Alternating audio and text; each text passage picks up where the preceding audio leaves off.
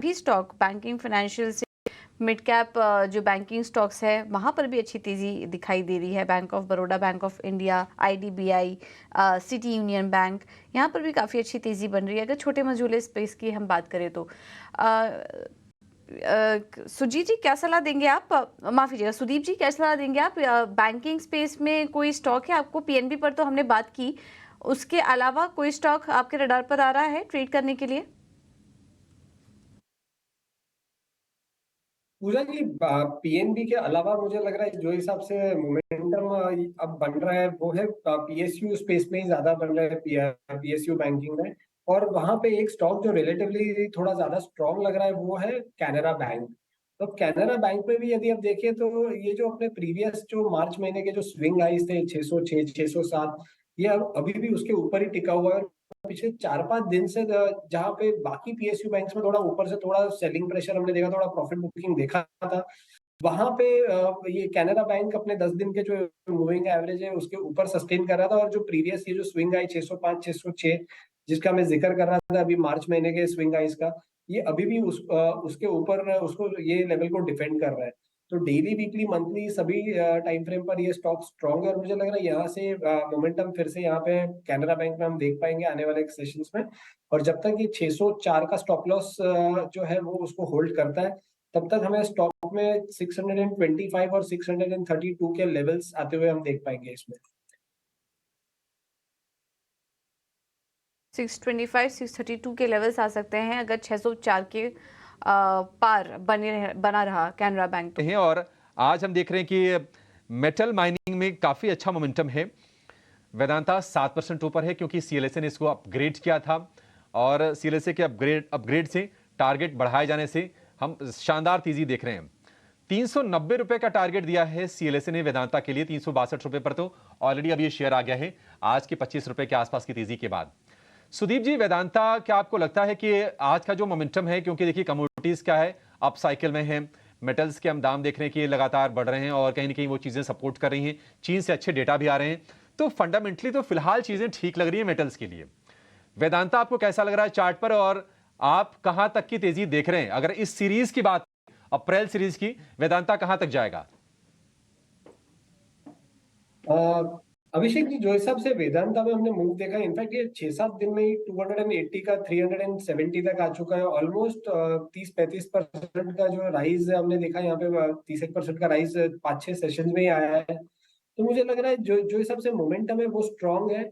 Stock ने जो अपना जनवरी 2023 का एक स्विंग हाई था 335 340 का, अभी ये स्टॉक ने आज उसके ऊपर भी ये गैप अप के बाद भी सस्टेन हुआ है। तो मुझे लग रहा है यहाँ पे स्ट्रेंथ तो है, पर क्योंकि ये बहुत बड़ा रैली बहुत छोटे टाइम में आया तो टेक्निकल इंडिकेटर्स थोड़े ओवरबॉट जोन में चले गए। तो मुझे लग रहा है एक हल्का सा डिप आएगा 353 355 के करीब, और ये एक अच्छा एंट्री पॉइंट होगा। जब तक वो जो गैप एरिया है 340 का वो क्लोज नहीं होता है तो वो 340 के स्टॉप लॉस के साथ डिप्स पे 353 356 के डिप्स पे बाई कर सकते हैं।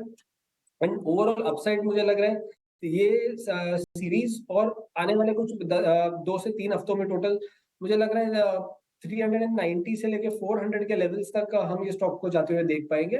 400 के आसपास एक अच्छा खासा रेजिस्टेंस होगा, बिकॉज वहां पे कॉल राइटिंग भी बहुत एग्रेसिव है 390 400 के आसपास। मुझे लग रहा है ये लेवल के आसपास एक जरूर एक रेजिस्टेंस आएगा। तो रेंज अब ये स्टॉक के लिए 340 on the down side and 390 395 on the up side. 340 390 से 95 55 60 रुपए की रेंज में रहेगा। 400 रुपए पर वेदांता के लिए रेजिस्टेंस, लेकिन 400 तक चलेगा तो और अभी 10% की यहां से गुंजाइश है शेयर में वेदांता के लिए। आप चाहें तो इसको प्ले कर सकते हैं। मारुति सुजुकी, इस पर सुदीप जी, कुणाल जी आप व्यू दीजिए इस पर मारुति सुजुकी पर। हालांकि स्विफ्ट के और ग्रैंड विटारा के सिग्मा मॉडल के दाम इन्होंने बढ़ाए हैं, लेकिन आज ये शेयर 1.5% नीचे कारोबार कर रहा है, दिन के निचले स्तरों के आसपास ही है। स्विफ्ट दाम 25,000 रुपए तक बढ़ाए हैं। वहीं अगर हम ग्रैंड विटारा की बात करें तो उसके सिग्मा वेरिएंट के दाम 19,000 रुपए तक बढ़ाए हैं और बढ़े हुए दाम आज से ही लागू हो गए हैं। मारुति क्या बाय ऑन डिप्स वाला शेयर है? क्या करना चाहिए? क्या यह लेवल सही है इसमें एंट्री करने के लिए? 12,676 रुपए पर ट्रेड कर रहा फिलहाल। वेल थोड़ा सा करेक्शन और थोड़ा सा एक्सटेंड होने दीजिए, जो मेरा मानना है। स्टॉक नीचे में 12,300 तक आ सकता है। अगर 12,300 पे अगर स्टॉक आ जाता है तो मुझे लग रहा है कि वहीं पे सबसे अच्छी खरीदारी करने का मौका स्टॉक हमें दे सकता है। तो 12,300 पे आता है तो वहां पे खरीदारी करके चलिए। 13,000 और 13,000 जैसे ही क्रॉस होता है, एज पर एक्सटेंशन 14,500 तक के भी लेवल एज अ टारगेट हमें स्टॉक दिखा सकता है। तो प्रेजेंट लेवल पे नहीं, 12,300 पे हम यहाँ पे खरीदारी करके चलेंगे। पर राय ले लेते हैं हिंदुस्तान जिंक। कुणाल जी, क्या नजरिया बन रहा है आपका? स्टॉक ऑल टाइम हाई के पास आया, फिर आप थोड़ा करेक्शन इस वक्त देखने को मिल रहा है 400 के आसपास, लेकिन अभी भी कारोबार कर रहा है। मौजूदा स्तर पर मुनाफा लेकर निकल जाना चाहिए स्टॉक से? वेल काफी अच्छी मोमेंटम हिंदुस्तान जिंक में हमें देखने को मिल रही है, एंड मेरा जो व्यू नजरिया है फिलहाल वो भी होल्ड करने का ही बन रहा है, क्योंकि आप देखो मेटल काउंटर्स में रिसेंट डेज में जो मोमेंटम देखने को मिली है, उस मोमेंटम के बेस पे फर्दर अपसाइड की मोमेंटम हम एक्सपेक्ट कर सकते हैं। 400 के अराउंड फिलहाल स्टॉक ट्रेड कर रहा है, होल्ड करके चलने की सलाह है। ऊपर में 424 425 तक के लेवल हिंदुस्तान जिंक में आने वाले दिनों में हमें देखने को मिल सकते हैं।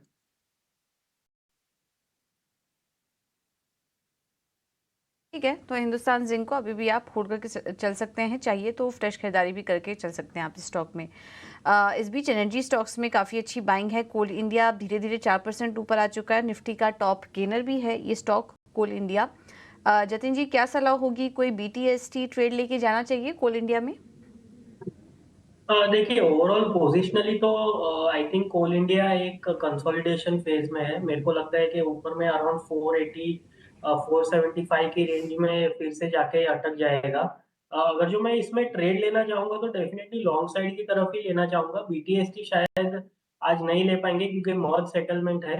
तो मेरे को लगता है 2 से 3 ट्रेडिंग सेशंस के लिए अगर जो किसको बाय करना है तो डेफिनेटली बाय कर सकता है। इसमें मैं स्टॉप लॉस 448 का सजेस्ट करूंगा और टारगेट अराउंड 475 से लेके 480 तक के रख के हम इसमें बाई साइड की तरफ ले सकते हैं। कोल इंडिया को लेकर ये भी रिलायंस इंफ्रा, हालांकि अब ये शेयर कम ही डिस्कस होते हैं, रिलायंस इंफ्रा या फिर रिलायंस पावर, लेकिन एक जरा व्यू दीजिए रिलायंस इंफ्रा जिनके पास हैं वो क्या करें। और ये गिरावट क्या आपको लगता है कि अगर सर्किट खुला आगे तो और गहराएगी, या फिर ये गिरावट पर लेने का मौका है इसको?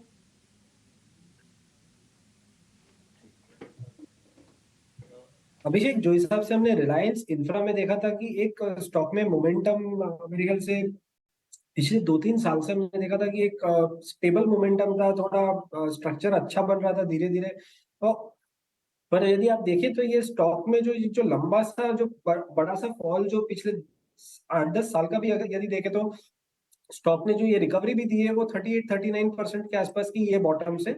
तो एक important retracement long term perspective से ये हो चुका है अब ये स्टॉक में। और अब मुझे लग रहा है यहाँ से स्टॉक में फिर से जो ओवरऑल डाउन ट्रेंड, जो सालों का डाउन ट्रेंड है, वो फिर से रिस्टार्ट हो सकता है। तो ये जो हिसाब से आज ये 20% का सर्किट है, ये यहाँ पे पहला फॉल मुझे लग रहा है। बट एक अब रेजिस्टेंस बन जाएगा 250-255 के लेवल के आसपास। जब तक वो 255 का लेवल क्रॉस नहीं होता है तब तक हम 194 और 185 के लेवल्स ये स्टॉक में आते हुए देखेंगे, जो कि 200 दिन के मूविंग एवरेज के बहुत ही करीब है। तो 195 185 के लेवल्स मुझे लग रहा है ये स्टॉक में आ सकते हैं। और यदि इसके नीचे ये क्लोजिंग देता है जो 200 दिन का मूविंग एवरेज है, देन हम फिर से स्टॉक में और यहाँ से ये फिसलना और जारी रहेगा। तो ओवरऑल अब मेरा व्यू है कि ये स्टॉक में अवॉइड करें। जो हिसाब से आज का जो ये कोर्ट का रूलिंग आया है जो इसके खिलाफ है, इसके वजह से बहुत मुझे लग रहा है इसके लिए प्राइस डैमेज हो सकता है आने वाले कुछ सेशंस में। तो जो भी दर्शक ये सुन रहे हैं तो मुझे लग रहा है कि हमें ये टाइप के स्टॉक से थोड़ा दूर रहना चाहिए। अच्छी क्वालिटी के स्टॉक्स अब मार्केट में ये जो 22,500 23,000 के लेवल्स पे अब हम ट्रेड कर रहे हैं, तो रिस्क रिवॉर्ड हमें बहुत संभाल के ट्रेड करना चाहिए और इन्वेस्ट करना चाहिए। तो अच्छी क्वालिटी के स्टॉक्स में हमें हमारा ध्यान देना चाहिए, अदर देन रिलायंस इंफ्रा, या ये इसमें बॉटम फिशिंग ना करें। बॉटम फिशिंग की कोशिश आपको नहीं करनी चाहिए रिलायंस इंफ्रा के शेयर में, ये सलाह है आपके लिए सुदीप जी की तरफ से। लेकिन बाजार में जब हम देख रहे हैं कि अच्छा मोमेंटम है, अगले दिन की छुट्टी के बावजूद भी थकान के संकेत नहीं है, 90 अंक ऊपर है, 734 का स्तर है। रिकॉर्ड हाई से 25-30 अंकों की ही दूरी अब रह गई होगी इस वक्त निफ्टी में। ऑप्शंस में आपके लिए मौके कहां पर बनेंगे, कहां पर कमाई होगी, ये जानेंगे और ऑप्शंस का चैंपियन लेकर आएंगे।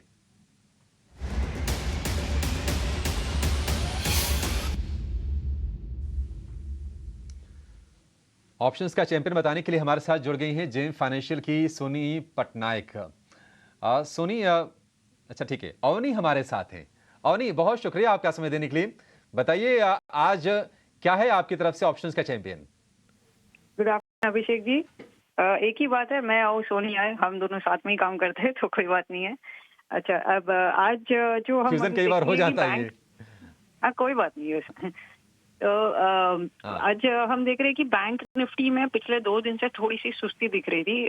49,000 के करीब आके 1-2 दिन ओपनिंग के बाद में कुछ ज्यादा मूवमेंट नहीं दिखाई पड़ रही है, बट आज एक नया हाई बना चुका है और मेरे हिसाब से अभी ये 49,400 से 49,500 के और जाने की पूरी तैयारी है। तो आज हमारा जो ऑप्शन का ट्रेड होगा वो भी बैंकिंग स्टॉक से रहेगा। पीएनबी, तो पीएनबी क्योंकि कल छुट्टी भी है तो एक टाइम वैल्यू डेप्रिसिएशन का रिस्क रहता है, इसलिए हम वैनिला कॉल नहीं करेंगे, स्ट्रैटेजी करेंगे, बुल कॉल स्प्रेड स्ट्रैटेजी। तो इसमें अप्रैल की एटीएम कॉल 135 की कॉल बाय करेंगे करीबन 5:30 के आसपास और सेल करेंगे 140 की कॉल। सो व्यू ऐसा है कि ये स्टॉक ऑलरेडी एक अच्छा मोमेंटम में है और जो थोड़ा बहुत रिट्रेसमेंट होना था, एक थकावट जो थी 2-3 दिन में, ये काफी कंसोलिडेट कर चुका है। तो यहाँ से अब ये जो उछाल आएगा स्टॉक में वो करीबन 141 से 142 तक चलना चाहिए। तो ये स्प्रेड स्ट्रैटेजी में जो अधिकतम मुनाफा होगा 15,000 का, 15,000 पे हम प्रॉफिट बुक करेंगे और स्टॉप लॉस हमें रखना है 6,400 रुपए का। अगर 6,400 रुपए तक नुकसान दिखता है तो हम निकल जाएंगे और फिर से एंटर करेंगे जब ये अराउंड 132 के आसपास आए तो, बट उसकी जरूरत नहीं पड़ेगी। बुल कॉल स्प्रेड है तो इसमें टाइम वैल्यू डेप्रिसिएशन का भी कोई रिस्क नहीं है। ठीक है, पीएनबी की 135 वाली कॉल खरीदनी है, इसके ऊपर वाली यानी कि 140 वाली कॉल आपको बेचनी है। कॉल आपको मिलेगी 5 से 5.5 रुपए के बीच में। 140 वाली कॉल का भाव है 3 से 3.5 रुपए के बीच। अधिकतम मुनाफा 15,000 और अधिकतम नुकसान जो होगा 6,400 रुपए का। तो रिस्क रिवॉर्ड रेशियो भी इसमें ठीक ठाक है और पीएनबी के शेयर में 3% के आसपास की तेजी भी देख रहे हैं। 136 रुपए के आसपास का भाव है। अवनी जी, बहुत शुक्रिया आपका समय देने के लिए और ये बेहतरीन स्ट्रेटजी हमारे दर्शकों को बताने के लिए। लेकिन स्ट्रेटजी के बाद एफएनओ ट्रेडिंग पर रिस्क डिस्क्लोजर आपके सामने है। अगर आप फाइनेंशियल डिसिप्लिन का पालन नहीं करते हैं तो आपको नुकसान भी हो सकता है। इसलिए समझदारी इसी में है कि स्टॉप लॉसेस जरूर लगाएं और स्ट्रिक्टली उसका पालन भी करें। 10 में से 9 लोगों को नुकसान होता है और औसतन जो नुकसान होता है वो होता है 50,000 रुपए का। तो इसको जरूर आप फॉलो कीजिए।